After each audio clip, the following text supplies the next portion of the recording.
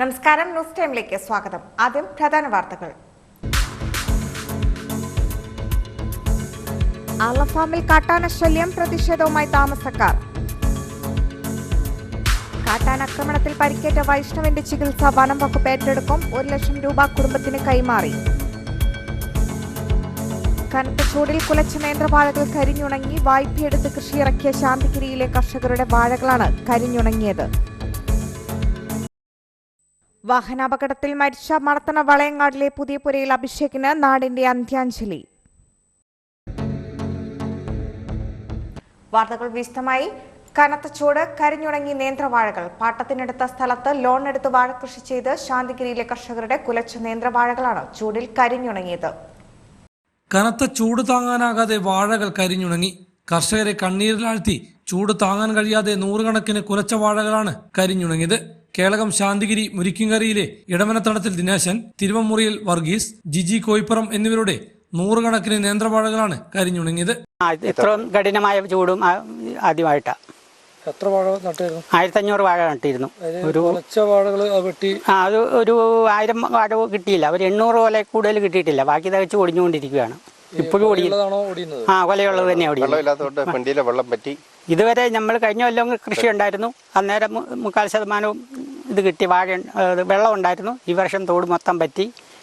കുടിക്കാൻ പോലും വെള്ളമില്ല. ഇപ്പം നനയ്ക്കാനും വെള്ളമില്ല. വാഴ നശിച്ചുകൊണ്ടിരിക്കുകയാണ്. കഴിഞ്ഞുണങ്ങാൻ തുടങ്ങി. ഇപ്പം മാർച്ച് തുടങ്ങി വെള്ളമില്ല. മാർച്ച് ഏപ്രിൽ 2 മാസമായിട്ട് വെള്ളം തീരെ കുറവാണ്. ലോണും കാര്യങ്ങളൊക്കെ ലോൺ എടുത്തിട്ട് കടം പോയി വീടിയിട്ടില്ല. കടം വീട്ടാൻ ഇനിയും കിടക്കുവാണ്. പാട്ടത്തിനെടുത്ത 20 രൂപ പാട്ടത്തിന്. 1700 വാഴകൾ വെച്ചതാണ്. അതിനകത്ത് കൂടി തന്നെ ഒരു 900 കൊല കൂടുതൽ കൊത്തിയിട്ടില്ല. ബാക്കിയെല്ലാം കംപ്ലീറ്റ് ഒടിഞ്ഞും ഇതായിട്ട് തുള്ളി വെള്ളമില്ലാതെ ഒരിക്കലും നമുക്കിങ്ങനെ സംഭവിച്ചിട്ടില്ല ഇതുവരെ. അതായത് ഇങ്ങനെ നഷ്ടമാണ്. നമ്മൾ ബാങ്കിൽ നിന്ന് ലോൺ എടുത്ത് കാര്യങ്ങളൊക്കെയാണ് കൃഷി എല്ലാ കൊല്ലം മുന്നോട്ട് കൊണ്ടുവന്നത്. വാഴ കൃഷിയാണ് നമ്മുടെ സ്ഥിരം. ചൂടിൽ നമ്മുടെ പാടയെല്ലാം കരിഞ്ഞു തുടങ്ങി. സർക്കാരിൻ്റെ ഭാഗത്തുനിന്നൊന്നും ആനുകൂല്യം പോലും ഇല്ലെന്നാണ് പറയുന്നത്. ഇപ്പോൾ എന്താ ചെയ്യുന്നുള്ള യാതൊരു രക്ഷയില്ലാതെ ബാങ്കിൽ നിന്നൊക്കെ ലോൺ എടുത്തിട്ടാണ് കൃഷി ചെയ്ത് അയൽക്കൂട്ടത്തിൽ. ഇപ്പോൾ 1500 വാഴ 500 കൊല പോലും കൊടുക്കാൻ കിട്ടിയിട്ടില്ല. ബാക്കി മുഴുവൻ കരിഞ്ഞു ഉണങ്ങി പിഞ്ച് മുഴുവൻ ഉണങ്ങിപ്പോയി. പകുതിയോളം കൊത്താൻ നിൽക്കുക.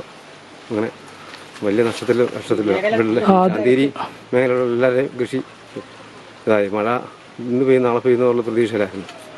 ആദ്യമായിട്ടാണ് ഇങ്ങനെ ഒരു ഈ വർഷം ഈ അടുത്ത നാളിൽ ആദ്യമായിട്ടുള്ള സംഭവം. ഞാൻ 25 വർഷമായി വാഴ കൃഷി ചെയ്യാൻ തുടങ്ങിയിട്ട് ആദ്യമായിട്ടുള്ള സംഭവം. കാർഷിക വായ്പയെടുത്തും പലരിൽ നിന്നും വായ്പ വാങ്ങിയും ലക്ഷങ്ങൾ ചെലവഴിച്ചാണ് കർഷകർ പാട്ടത്തിനെടുത്ത ഭൂമിയിൽ നേന്ത്രവാഴ കൃഷി ചെയ്തത്. ചൂടിന്റെ കാഠിന്യം ഏറിയതോടെയാണ് കഴിഞ്ഞ 2 ആഴ്ചക്കുള്ളിൽ കുലച്ച നേന്ത്രവാഴകൾ കരിഞ്ഞുണങ്ങി മധ്യഭാഗം ഒടിഞ്ഞു വീണത്. കേരവള്ളി കൊണ്ട് സംരക്ഷിച്ചിട്ടുണ്ടെങ്കിലും ഇതുൾപ്പെടെയാണ് വാഴകൾ ഒടിഞ്ഞു വീഴുന്നത്. ചൂട് കനത്തതോടെ ജലക്ഷാമം രൂക്ഷമാവുകയും വാഴത്തോട്ടങ്ങളിൽ ജലസേചനം മുടങ്ങുകയും ചെയ്തതോടെയാണ് നേന്ത്രവാഴകൾ കരിഞ്ഞ് ഒടിഞ്ഞു തുടങ്ങിയത്. പാതി വിളവ് പോലുമാവാത്ത വാഴകളാണ് കരിഞ്ഞുണങ്ങിയിരിക്കുന്നത്. മലയോരത്ത് നിരവധി കർഷകരുടെ വാഴത്തോട്ടങ്ങളിൽ ഇത്തരത്തിൽ നാശനഷ്ടങ്ങളുണ്ട്. വാഴയ്ക്ക് പുറമെ കൊക്കോ, കുരുമുളക്, കമുങ്ങ്, പച്ചക്കറി തുടങ്ങിയ കൃഷികളും കരിഞ്ഞുണങ്ങുകയാണ്. വേനൽ മഴ ഉണ്ടാവാത്ത സ്ഥലങ്ങളിലാണ് കൃഷിനാശം. ഹൈവിഷൻ ന്യൂസ്, കേളകം. പിറന്നാൾ ദിനത്തിൽ അപകട മരണം നടുക്കം വിട്ടുമാറാതെ നാട്ടുകാർ. പേരാവൂർ കാഞ്ഞിരപ്പുഴയിൽ ഇരുചക്രവാഹനവും ട്രാവലറും തമ്മിൽ കൂട്ടിയിടിച്ചുണ്ടായ അപകടത്തിൽ മരിച്ച മണത്തണ വളയങ്ങാടിലെ പുതിയപുരയിൽ അഭിഷേകിന് നാടിന്റെ അന്ത്യാഞ്ജലി. പിറന്നാൾ ദിനത്തിലുണ്ടായ വാഹനാപകടത്തിൽ മരിച്ച യുവാവിന്റെ മരണം ഞെട്ടൽ മാറാതെ നാട്ടുകാരും ബന്ധുക്കളും. പേരാവൂർ കാഞ്ഞിരപ്പുഴയിൽ ഞായറാഴ്ച വൈകുന്നേരം 5:45ഓടെയായിരുന്നു നാടിനെ നടുക്കിയ അപകടമുണ്ടായത്. മണത്തണ വളയങ്ങാട് സ്വദേശി പുതിയപുരയിൽ DJ അഭിഷേകാണ് മരിച്ചത്. 20 വയസ്സായിരുന്നു. അഭിഷേകിന്റെ 20ാം പിറന്നാൾ ആഘോഷിക്കാനുള്ള ഒരുക്കത്തിലായിരുന്നു സുഹൃത്തുക്കളും ബന്ധുക്കളും. പിറന്നാളിനോടനുബന്ധിച്ചുള്ള പിറന്നാൾ കോടി വാങ്ങി മടങ്ങുന്നതിനിടെയായിരുന്നു അപകടം. അഭിഷേക് സഞ്ചരിച്ച ഇരുചക്രവാഹനവും വയനാട്ടിൽ നിന്നും കണ്ണൂരിലേക്ക് വരികയായിരുന്ന ട്രാവലറും തമ്മിൽ കൂട്ടിയിടിച്ചാണ് അപകടമുണ്ടായത്. അപകടത്തിൽ തലക്ക് ഗുരുതരമായി പരിക്കേറ്റ അഭിഷേകിനെ ആദ്യം പേരാവൂരിലെ സ്വകാര്യ ആശുപത്രിയിലും പിന്നീട് വിദഗ്ധ ചികിത്സക്കായി കണ്ണൂർ മിംസ് ആശുപത്രിയിലേക്കും കൊണ്ടുപോയി. മിംസ് ആശുപത്രിയിൽ തീവ്രപരിചരണ വിഭാഗത്തിൽ പ്രവേശിപ്പിച്ച അഭിഷേക് ഞായറാഴ്ച രാത്രിയോടെ മരണത്തിന് കീഴടങ്ങി. കണ്ണൂർ കൊയിലി ആശുപത്രിയിലെ 2ാം വർഷ നഴ്സിംഗ് വിദ്യാർത്ഥിയാണ് അഭിഷേക്. ദിവാകരൻ, ജീന ദമ്പതികളുടെ മകനാണ്.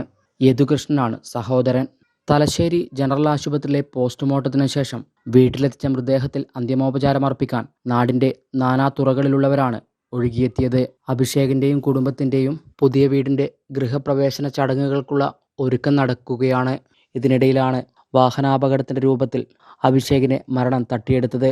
പോസ്റ്റ്മോർട്ടത്തിന് ശേഷം തിങ്കളാഴ്ച വൈകുന്നേരം 4 മണിയോടെ വീട്ടിലെത്തിച്ച മൃതദേഹം വൻ ജനാവലിയുടെ സാന്നിധ്യത്തിൽ സംസ്കരിച്ചു. ഹൈവിഷൻ ന്യൂസ്, പേരാവൂർ. ആർളം ഫാമിൽ കാട്ടാനശല്യം അതിരൂക്ഷമായതോടെ ആളുകളെല്ലാം പ്രതിഷേധത്തിലാണ്.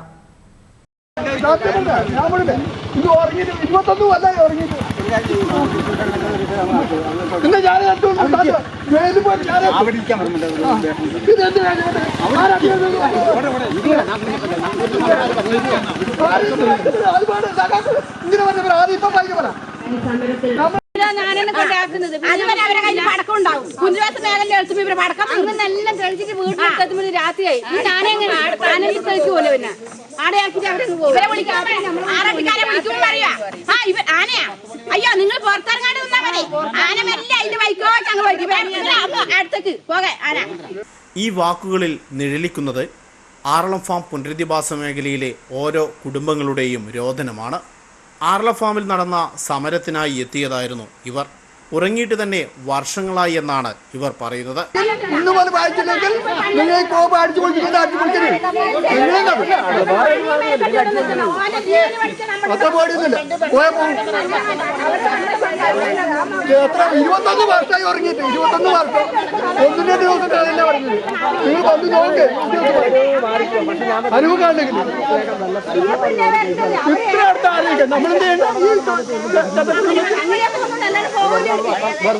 ഈ ഫോറസ്റ്റുകാർക്ക് എന്തെങ്കിലും സംഭവിച്ചിട്ടുണ്ട് ഇവരെന്ന കഴിഞ്ഞ് അല്ല വയനാട് അവർക്ക് സംഭവിച്ചു. അവർക്ക് ഒരാൾക്ക് ജോലിയും കൊടുത്ത് അവർ വേണ്ടപ്പെട്ട പൈസയും കൊടുത്ത്. ഇവിടെ ഒരു ആദിവാസി മരിച്ചിട്ടുണ്ടെങ്കിൽ 5 ലക്ഷം കയ്യോടെ കൊടുത്തു 5 ലക്ഷത്തിന് ഒരു വർഷങ്ങളോളം അതിനേക്കാളും 5 ലക്ഷം മുടക്കിയിട്ടായിരിക്കും ഇവർക്ക് പിന്നെ പൈസ കിട്ടുന്നത്. ഇത് ആദിവാസികളെ കൂട്ടുകാരെ കളിപ്പിക്കണം അല്ലേ? കയ്യോടെ പൈസ ഒരു മനുഷ്യന് ഒരു ജീവന് വലിയിട്ടേക്കുന്ന 10 ലക്ഷം രൂപ ഇവര് ആറാട്ടിക്കാരെ കുറെ ആറാട്ടിക്കാരെ എടുത്തിന്. എന്തിനാമ ഇവര് സൂട്ടും കോട്ടും പാണ്ട് വിറ്റ് നടക്കുന്ന പോലെയാ നമ്മളിവിടെ ജീവിക്കുന്ന തന്നെയാണ്. നമുക്കും ജീവനപ്പാടിയുണ്ട്. ജീവനപ്പാടില്ലാത്ത ഒരു മനുഷ്യനില്ല. ഇവര് വെറുതെ അങ്ങ് ഇല്ല സമരം ഇല്ലാത്തിട്ട് പോകുന്നു. ഇവര് നിൽക്കും ആനേനെ ഓടിക്കോ റോഡിലാണ് വണ്ടിയിടോ എവിടെ ആന ടോർച്ചടിങ്ങനെ അടിച്ചു നോക്കൂ. ആനയില്ല അവരെ വഴിക്കോട്ടെ ഇവരങ്ങ് പോകും. കാട്ടാനശല്യത്തിന് കൃത്യമായ പരിഹാരം കാണണമെന്നാണ് ഈ വീട്ടമ്മമാരും പറയുന്നത്. ഇവരുടെ ഈ ചോദ്യങ്ങൾക്ക് അധികൃതർക്ക് ഉത്തരം നൽകാൻ കഴിയുമോ?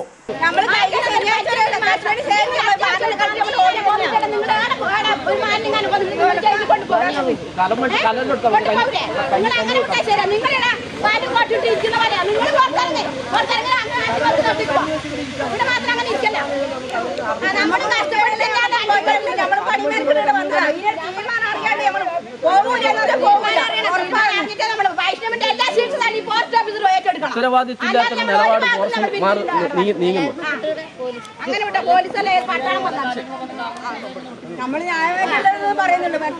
പറയുന്നില്ലല്ലോ. അവരും കൂലിപ്പണി എടുത്ത് തന്നെയാണ് ജീവിക്കുന്നത്. അവർക്കൊരു പൈസ ഇല്ലാണ്ടാണ് അവരവിടെ ആശുപത്രിയിൽ നിൽക്കുന്നത്. ഫോറസ്റ്റ് ഓഫീസ് ഉപരോധിച്ചു. ആർളം ഫാമിൽ എകെഎസിന്റെ നേതൃത്വത്തിൽ ഫാം ഓടന്തോടുള്ള ഫോറസ്റ്റ് ഓഫീസ് ഉപരോധിച്ചു. CPIM ജില്ലാ കമ്മിറ്റി അംഗം കെ ശ്രീധരൻ ഉദ്ഘാടനം ചെയ്തു. ആർളം ഫാമിൽ എകെഎസിന്റെ നേതൃത്വത്തിൽ ഫാം ഓടന്തോടിലുള്ള ഫോറസ്റ്റ് ഓഫീസ് ഉപരോധിച്ചു. CPIM ജില്ലാ കമ്മിറ്റി അംഗം കെ ശ്രീധരൻ ഉദ്ഘാടനം ചെയ്തു. സർക്കാർ ഏറ്റെടുക്കാൻ വേണ്ടി വനം വകുപ്പ് പ്രത്യേകമായിട്ട് ശുപാർശ ചെയ്യണം. അവരുടെ ഫോർമാലിറ്റി എല്ലാം പൂർത്തീകരിച്ച് വരുമ്പോഴേക്കും അത്രയും കാലം ചെലവഴിക്കാനുള്ള തുക ആ കുടുംബത്തിന് കൈവശം ഉണ്ടാവില്ല. ഇപ്പൊ കണ്ണൂർ മിംസ് ആശുപത്രിയിൽ ചികിത്സ നടത്തുക എന്ന് പറഞ്ഞാൽ ചെറിയ ഒരു കാശ് മാത്രം പോരാ. അപ്പൊ ആ ചെലവ് താൽക്കാലികമായി നൽകാൻ വനം വകുപ്പ് ആവശ്യമായിട്ടുള്ള ഇടപെടലുകൾ നടത്തണം. അതിനകത്തെ പരിക്ക് മാരകമായതുകൊണ്ട് നേരത്തെ പറഞ്ഞതുപോലെ രോഗമുക്തി നേടി തിരിച്ചു വന്നാലും ജോലി ചെയ്ത് ജീവിക്കാൻ കഴിയുമെന്ന് തോന്നുന്നില്ല. അത്തരമൊരു സാഹചര്യത്തിൽ ആ കുടുംബത്തെ സംരക്ഷിക്കാനുള്ള ചുമതലകൾ വനം വകുപ്പ് ഏറ്റെടുക്കണം. ആ കുടുംബത്തിൽ മറ്റാർക്കെങ്കിലും തൊഴിൽ നൽകി അവരെ സംരക്ഷിക്കണം. ഇത് സാധിക്കുന്ന ഒരു കാര്യമാണ്. ആർളം ഫാമിൽ വെച്ച് കഴിഞ്ഞ ദിവസം കാട്ടാന ആക്രമണത്തിൽ പരിക്കേറ്റ് ആശുപത്രിയിൽ കഴിയുന്ന വൈഷ്ണവിന്റെ ചികിത്സാ ചെലവ് മുഴുവൻ അനുവദിക്കണമെന്നും ആർളം ഫാമിലും പുനരധിവാസ മേഖലയിലുമുള്ള മുഴുവൻ കാട്ടാനകളെയും വനത്തിലേക്ക് തുരത്തണമെന്നും ആവശ്യപ്പെട്ടുകൊണ്ടാണ് AKS സമരം സംഘടിപ്പിച്ചത്. AKS ജില്ലാ സെക്രട്ടറി K മോഹനൻ അധ്യക്ഷത വഹിച്ചു. KK Janardhanan, PK Ramachandran, കോട്ടികൃഷ്ണൻ, TC Rashmi എന്നിവർ സംസാരിച്ചു. ന്യൂസ് ബ്യൂറോ, ഇരട്ടി. ആർളം ഫാമിൽ വെച്ച് കാട്ടാനയുടെ ആക്രമണത്തിൽ പരിക്കേറ്റ വൈഷ്ണവിന്റെ ചികിത്സ വനം വകുപ്പ് ഏറ്റെടുക്കും. കാട്ടാനയെ അടുത്ത ദിവസം മുതൽ തുരത്താനുള്ള നടപടിയും ആരംഭിക്കുമെന്ന് വനം വകുപ്പ് അധികൃതർ ഫാമിലി തൊഴിലാളികൾക്കും താമസക്കാർക്കും ഉറപ്പു നൽകി. കഴിഞ്ഞ ദിവസം ആർളം ഫാമിലെ 2ാം ബ്ലോക്കിൽ വെച്ചാണ് വൈഷ്ണവിനെ കാട്ടാന ആക്രമിക്കുന്നത്. വൈഷ്ണവ് സഞ്ചരിച്ച വാഹനവും തകർത്തിരുന്നു. ഗുരുതരമായി പരിക്കേറ്റ വൈഷ്ണവ് കണ്ണൂരിലെ സ്വകാര്യ ആശുപത്രിയിൽ ചികിത്സയിലാണ്.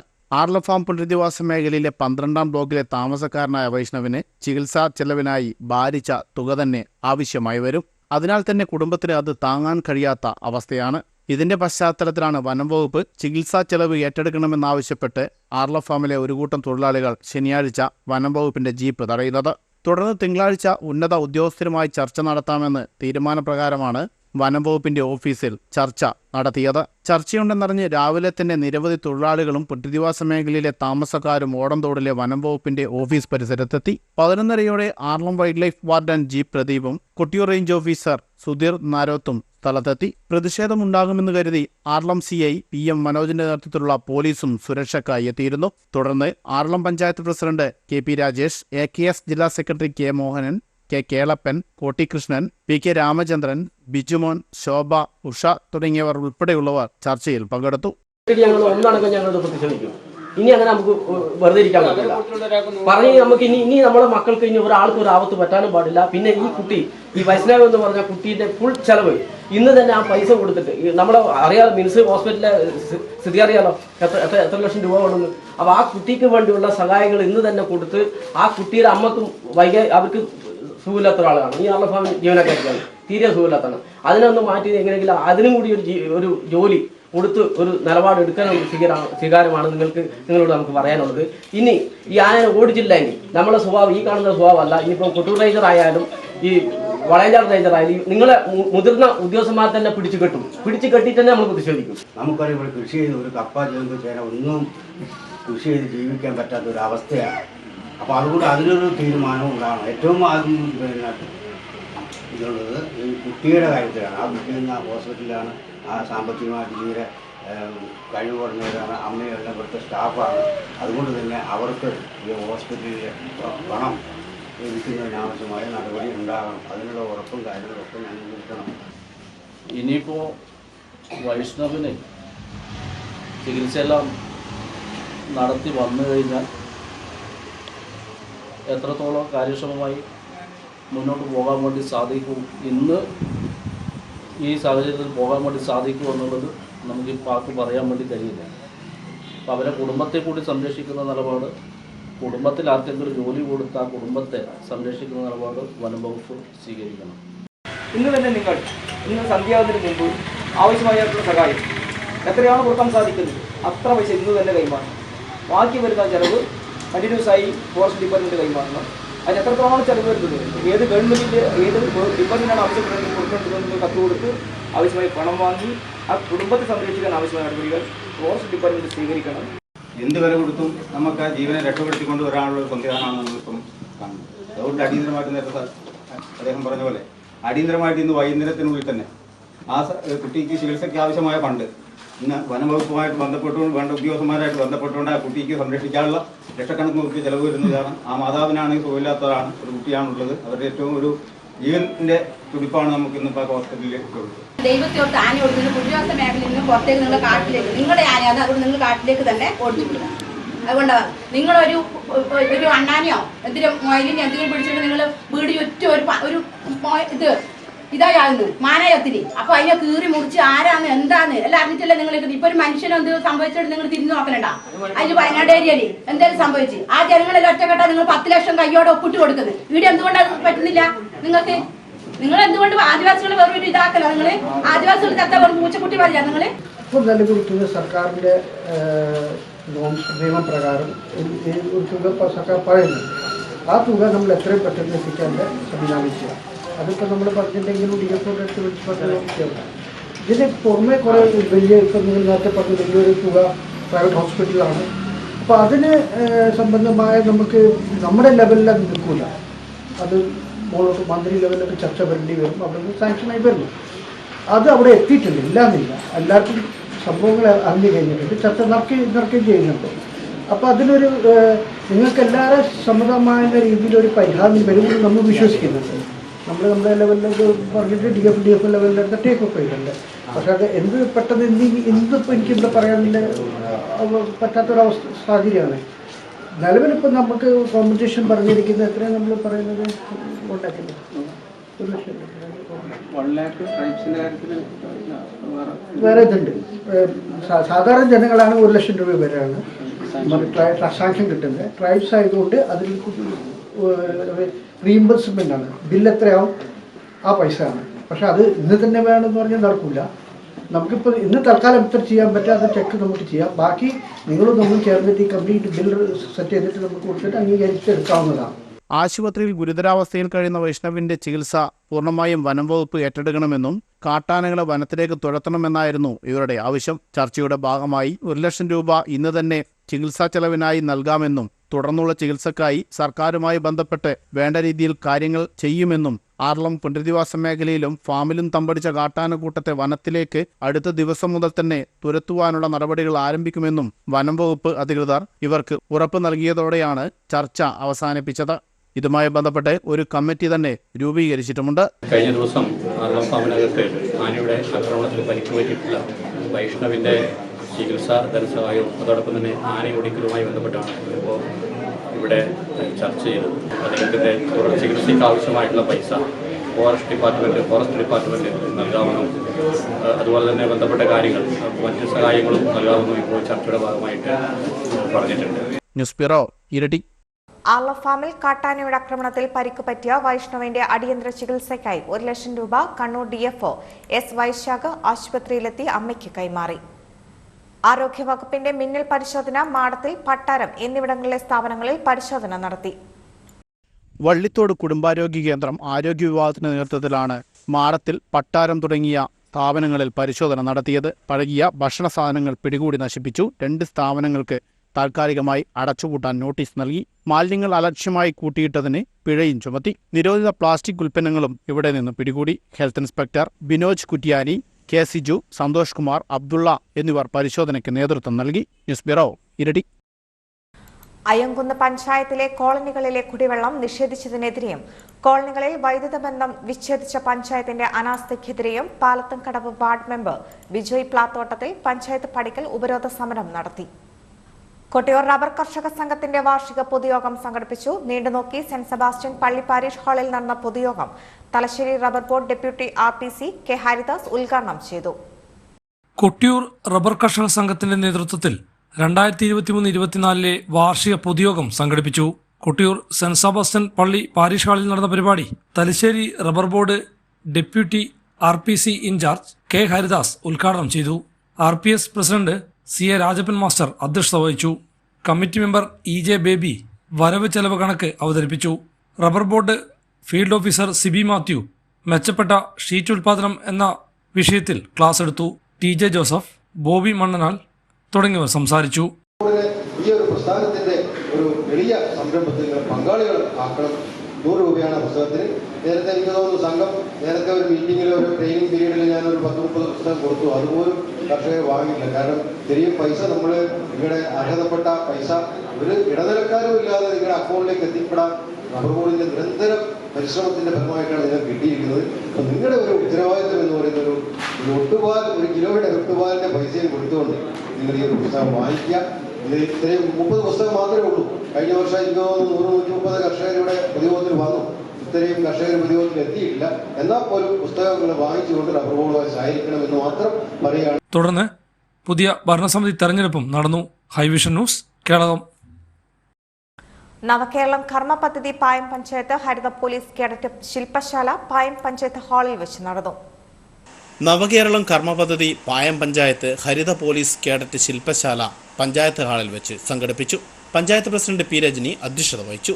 ഹരിത Kerala mission coordinator P K Somasekharan, panchayat vice president advocate M Vinod Kumar, standing committee ചെയർമാൻമാരായ V Prameela, Mujeeb Kunhikandi, P N Jessy, panchayat അംഗങ്ങളും പഞ്ചായത്ത് പരിധിയിലെ 10ഓളം വിദ്യാലയങ്ങളിലെ അധ്യാപകരും സാംസ്കാരിക മേഖലയിലുള്ള പ്രതിനിധികളും ശില്പശാലയിൽ പങ്കെടുത്തു. മിഷൻ നന്നായി ഞങ്ങളുടെ ടീം വളരെ നന്നായി ഇടപെട്ടുകൊണ്ടിരിക്കുന്നുണ്ട്. അവരെല്ലാ പ്രവർത്തനത്തിലും ഞങ്ങൾ പോകാറുണ്ട്, ഞങ്ങളുടെ പ്രവർത്തനത്തിൽ അവർ വരാറുണ്ട്. NSSുമായിട്ടും വളരെ അടുത്ത പ്രവർത്തനങ്ങളാണ് നടക്കുന്നത്. പക്ഷേ രണ്ട് രീതിയാണ്. SPCക്ക് ചില പ്രത്യേക രീതികളിലെ ഇതിലേക്ക് ഇടപെടാൻ പറ്റും. ന്യൂസ് ബ്യൂറോ, ഇരട്ടി. നേപ്പാൾ ഭൂകമ്പത്തിൽപ്പെട്ട് മരിച്ച കണിച്ചാർ കുണ്ടേരി സ്വദേശി ഡോക്ടർ ദീപക് കെ തോമസിന്റെ 9ാമത് വാർഷിക അനുസ്മരണവും ആതുര സേവന രംഗത്തെ മികവിന് ദീപകിന്റെ പേരിൽ ഏർപ്പെടുത്തിയ അവാർഡ് വിതരണവും അനുമോദനവും സംഘടിപ്പിച്ചു. MLA അഡ്വക്കേറ്റ് സണ്ണി ജോസഫ് ഉദ്ഘാടനം ചെയ്തു. നേപ്പാൾ ഭൂകമ്പത്തിൽപ്പെട്ട് മരിച്ച കണിച്ചാർ കുണ്ടേരി സ്വദേശി ഡോക്ടർ ദീപക് കെ തോമസിന്റെ 9ാമത് വാർഷിക അനുസ്മരണവും ആതുര സേവന രംഗത്തെ മികവിന് ദീപകിന്റെ പേരിൽ ഏർപ്പെടുത്തിയ അവാർഡ് വിതരണവും അനുമോദനവും സംഘടിപ്പിച്ചു. കുണ്ടേരിയിൽ വെച്ച് നടന്ന പരിപാടി MLA അഡ്വക്കേറ്റ് സണ്ണി ജോസഫ് ഉദ്ഘാടനം ചെയ്തു.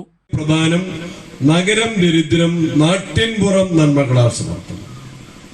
ഈ നാടിന്റെ നന്മയുടെ പ്രതീകമായിരുന്നു തോമസിന്റെയും മോണിയുടെയും ഉൾക്കൊള്ളുന്ന ഈ പ്രദേശത്തെ മാതാപിതാക്കളുടെ നന്മയുടെ ഫലമായിരുന്നു ദീപക്. അതിന്റെ ഗുണമായിരുന്നു ദീപക് എന്ന് നമുക്കെല്ലാവർക്കും അറിയാം.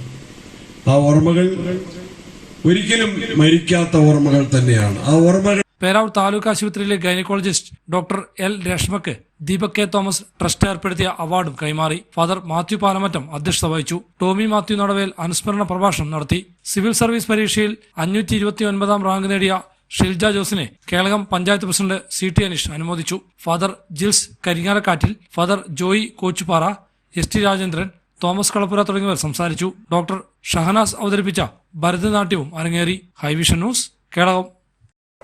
തുകൽ വാദ്യത്തിൽ കൊട്ടി വാദ്യകലാകാരന്മാരാക്കാനുള്ള ആവശ്യത്തിൽ പെൺകുട്ടികൾ ഉൾപ്പെടെ 20ഓളം കുരുന്നുകൾ ചാണപ്പാറ ദേവീക്ഷേത്ര വാദ്യസംഘത്തിന്റെ നേതൃത്വത്തിൽ നടത്തുന്ന ചെണ്ട പരിശീലനം പൂർത്തിയാക്കുന്നു. മെയ് 4-ന് 5 വയസ്സ് മുതൽ 22 വയസ്സ് വരെയുള്ള വിദ്യാർത്ഥികളാണ് ചെണ്ടയിൽ അരങ്ങേറ്റം കുറിക്കുന്നത്.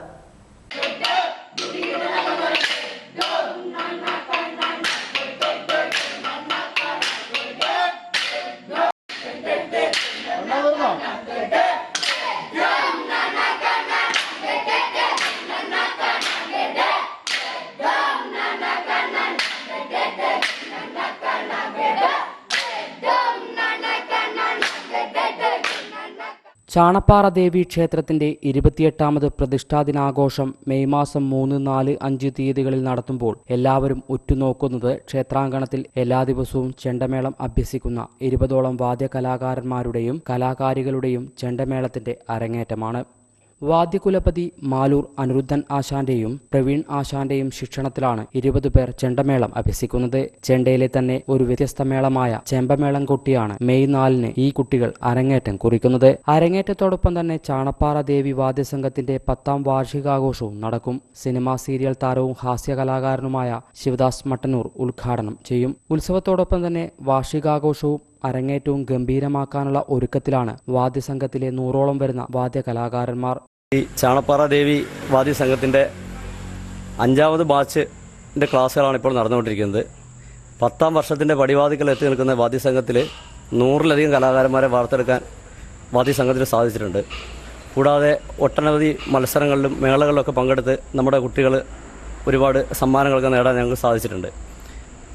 മറ്റൊരു സ്ഥലത്തും ഇല്ലാത്ത പ്രത്യേകത, ഒരുപാട് പെൺകുട്ടികൾ, കഴിഞ്ഞ ബാച്ചിൽ ഏതാണ്ട് 12ഓളം പെൺകുട്ടികളും ഈ ബാച്ചിൽ 2-3 പെൺകുട്ടികളും ചെണ്ട അഭ്യസിച്ചുകൊണ്ടിരിക്കുന്നുണ്ട്. ഇപ്പോൾ അരങ്ങേറ്റം ഈ ചാണപ്പാറ ദേവി ക്ഷേത്രത്തിൻ്റെ 28ാമത് പ്രതിഷ്ഠാ ദിന വാർഷികത്തോടനുബന്ധിച്ച് 4-ാം തീയതി മെയ് മാസം 3, 4, 5 തീയതികളിൽ നടക്കുന്ന ഉത്സവത്തിൻ്റെ ഭാഗമായി 4-ാം തീയതി ഉച്ചയ്ക്ക് ശേഷം 3 മണിയോടെ ആരംഭിക്കുന്ന 10ാം വാർഷിക ആഘോഷവും അരങ്ങേറ്റ ഉദ്ഘാടനം നമ്മുടെ ഹാസ്യ കലാകാരനും സിനിമ ആർട്ടിസ്റ്റുമൊക്കെ ആയിട്ടുള്ള ശിവദാസ് മട്ടന്നൂർ ഉദ്ഘാടനം ചെയ്തുകൊണ്ട്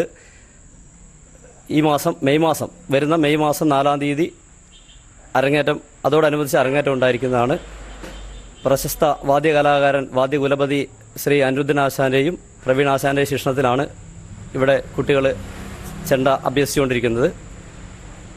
വളരെ അഭിമാനത്തോടെ തന്നെ ചാണപ്പാറക്കാർക്ക് പറയാൻ സാധിക്കും, ഇത്രയധികം കലാകാരന്മാരുള്ള ഒരു നാട് വേറെ ഉണ്ടോ എന്ന് തന്നെ സംശയമാണ്.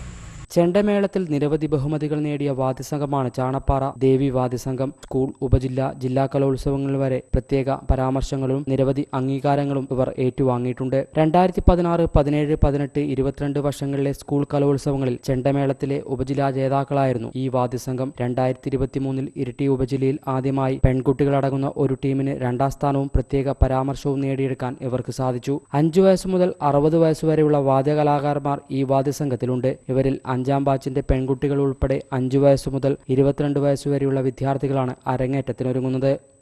പുളി, പേര, കാപ്പി മുതലായവയാണ് സാധകകോലായി ഉപയോഗിക്കുന്നത്. കല്ലിലും മരക്കട്ടിയിലും കൊട്ടിയാണ് കുട്ടികൾ തക്കിടയും ഗണപതി കൈയും സാധകം ചെയ്യാറ്.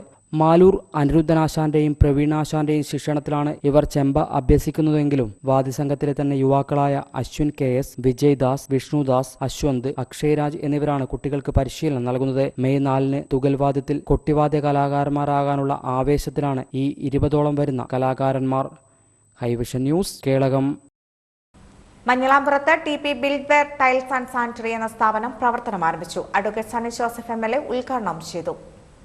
മഞ്ഞളാമ്പുറത്ത് TP buildware tiles and sanitary എന്ന സ്ഥാപനം പ്രവർത്തനം ആരംഭിച്ചു. അഡ്വക്കേറ്റ് സണ്ണി ജോസഫ് MLA ഉദ്ഘാടനം ചെയ്തു. കേളകം ഗ്രാമപഞ്ചായത്ത് പ്രസിഡന്റ് CT അനീഷ് ആദ്യ വിൽപ്പന നടത്തി. Block panchayat member Maithili Ramanan, gramapanchayat member Johnny Pampadiyil, Kavya finance society secretary Vyasasha, TP tiles മാനേജർമാരായ തുളസിദാസ്, VK പ്രവീൺ എന്നിവർ സംസാരിച്ചു. നമ്മുടെ നാട്ടിൽ നിർമ്മാണ മേഖല അനുദിനം പുരോഗമിച്ചുകൊണ്ടിരിക്കുകയാണ്. നിർമ്മാണ രംഗത്തെ നമ്മുടെ കാഴ്ചപ്പാടുകൾ മാറിക്കൊണ്ടിരിക്കുന്നു. അതുപോലെ നിർമ്മാണ സാമഗ്രികൾ, പുതിയ സാമഗ്രികൾ ഉപയോഗിക്കുന്ന പ്രവണത വന്നുകൊണ്ടിരിക്കുകയാണ്. ഹൈവിഷൻ ന്യൂസ്, കേളകം. കീഴ്പള്ളി പുതിയങ്ങാടി റോഡ് ATMന് സമീപത്തായി ലൈഫ് നാച്ചുറൽ ന്യൂട്രീഷൻ സെന്റർ എന്ന സ്ഥാപനം പ്രവർത്തനം ആരംഭിച്ചു. അബ്ദുൽ ഖാദർ ഉദ്ഘാടനം ചെയ്തു. ജസീറ അയ്യു, ദിവ്യ ശരത്, ഷാന റയീസ് തുടങ്ങിയവർ ക്ലാസ് നയിച്ചു.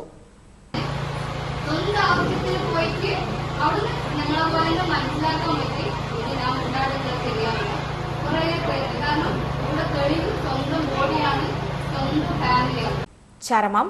കുനിത്തലയിലെ കാറാട്ട് നന്ദിനി അന്തരിച്ചു. 68 വയസ്സായിരുന്നു. ഭർത്താവ് പരേതനായ ഭാസ്കരൻ. മക്കൾ വിനീത, വിശില. മരുമക്കൾ സന്തോഷ് കുമാർ, വിജിത്. സഹോദരങ്ങൾ ദേവി, രാജൻ, ബാബു, പരേതനായ അശോകൻ. ചുങ്കക്കുന്ന് കോലാഞ്ചിയിലെ കാരക്കാട്ട് മെൽബിൻ അന്തരിച്ചു. 24 വയസ്സായിരുന്നു. ജോൺസൺ മിനി ദമ്പതികളുടെ മകനാണ്. സഹോദരങ്ങൾ അമല, ജിബിൻ. സംസ്കാരം നാളെ രാവിലെ 9 മണിക്ക് ചുങ്കക്കുന്ന് ഫാത്തിമദ ഫൊറോന പള്ളി സെമിത്തേരിയിൽ. ആറളം കീച്ചേരിയിലെ മുണ്ടയാടൻ ദാക്ഷായണി അന്തരിച്ചു. 82 വയസ്സായിരുന്നു. ഭർത്താവ് പരേതനായ കൃഷ്ണൻ നമ്പ്യാർ. മക്കൾ ദിവാകരൻ, രാധാമണി, സൗദാമിനി, ഭാർഗവി, പരേതനായ രാജീവൻ, അനിത, രഞ്ജിത്ത്, രാജേഷ്, രതീഷ്. മരുമക്കൾ വാസന്തി, പത്മനാഭൻ, സുഗതൻ, രാജൻ, സധി, വീണ. കേളകം മലയാമ്പടിയിലെ പടിയത്ത് അൽന വിനു അന്തരിച്ചു. 16 വയസ്സായിരുന്നു. മണത്തണ ഗവൺമെന്റ് ഹയർ സെക്കൻഡറി സ്കൂളിലെ +1 വിദ്യാർത്ഥിയാണ്. വിനു, നീനു ദമ്പതികളുടെ മക്കളാണ്. സഹോദരങ്ങൾ അലൻ വിനു, ആൽബിൻ വിനു. നെടുമ്പോയിൽ മുടവങ്ങോട്ടിലെ മാറോളി നാണി അന്തരിച്ചു. 86 വയസ്സായിരുന്നു. ഭർത്താവ് പരേതനായ ഗോപാലൻ. മക്കൾ പരേതനായ Ravi, Saumini, Shalini, Babu, baby, Prakashan. Auto driver Nedumpoyil. സംസ്കാരം ചൊവ്വാഴ്ച രാവിലെ 9 മണിക്ക് കൂത്തുപറമ്പ് വലിയ വെളിച്ചം ശ്മശാനത്തിൽ. വായന്നൂരിലെ വടക്കേക്കരമൽ എടനാടൻ കുഞ്ഞികൃഷ്ണൻ നമ്പ്യാർ അന്തരിച്ചു. 67 വയസ്സായിരുന്നു. ഭാര്യ പുഷ്പവല്ലി. മക്കൾ ഷീജ, ഷിജിത് വായന്നൂർ, CPIM പേരാവൂർ മണ്ഡലം അസിസ്റ്റന്റ് സെക്രട്ടറി. മരുമക്കൾ സുധീർ, സൂര്യ. സംസ്കാരം ചൊവ്വാഴ്ച രാവിലെ 10 മണിക്ക് കൂത്തുപറമ്പ് വലിയ വെളിച്ചം ശ്മശാനത്തിൽ. പ്രധാന വാർത്തകൾ ഒരിക്കൽ കൂടി. ആലഫാമിൽ കാട്ടാന ശല്യം, പ്രതിഷേധവുമായി താമസക്കാർ. കാട്ടാനാക്രമണത്തിൽ പരിക്കേറ്റ വൈഷ്ണവിന്റെ ചികിത്സ വനം വകുപ്പ് ഏറ്റെടുക്കും. 1 ലക്ഷം രൂപ കുടുംബത്തിന് കൈമാറി. കനത്ത ചൂടിൽ കുലച്ച നേന്ത്രവാഴകൾ കരിഞ്ഞുണങ്ങി. വായ്പയെടുത്ത് കൃഷിയിറക്കിയ ശാന്തിഗിരിയിലെ കർഷകരുടെ വാഴകളാണ് കരിഞ്ഞുണങ്ങിയത്. വാഹനാപകടത്തിൽ മരിച്ച മണത്തണ വളയങ്ങാടിലെ പുതിയപുരയിൽ അഭിഷേകിന് നാടിന്റെ അന്ത്യാഞ്ജലി. ന്യൂസ് ടൈം ഇവിടെ പൂർണ്ണമാകുന്നു. നമസ്കാരം.